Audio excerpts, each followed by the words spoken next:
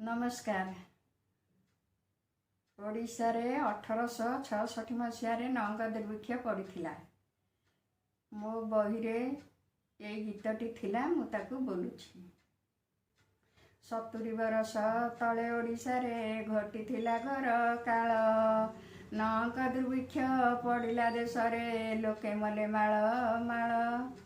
उदर जलारे सिझाई खाइले तेंतुली पतर आनी। से मरम कथा कहानी शुणिले पत्थर हुई पानी। सनातन नामे बालकटिए से दूर गाँ गंडा बुली। भिक्षा पात्र धरी भिक्षा मागुथिला कांधरे पकाई झुली। घरे तार माँ सान भाईटिए बसी थांती ताकू चाही। घर छाड़ी बाप चलीगला केने आउ से फेरिला नहीं। देखिता विकल दयावती जने भात दुई गिना आनी।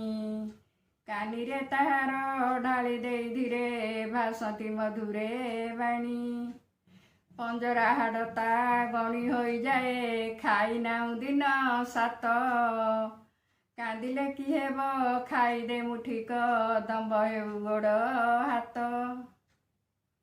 सनातन बोले घरे मोर माँ बसीथिबे मते चाही। 7 दिन हेला आसिलिनी घरू कांदुथिब सान भाई। कानी रे जतने गुड़ाई भात को भोके होई छटपट। सनातन प्राण वायु उड़ीगला छाड़ी दे माटी घट। नख गलाणी लोके मरुछंती प्रतिदिन माल माल। सनातन नाम सुनागार परी रही अछि चिर काल। धन्यवाद।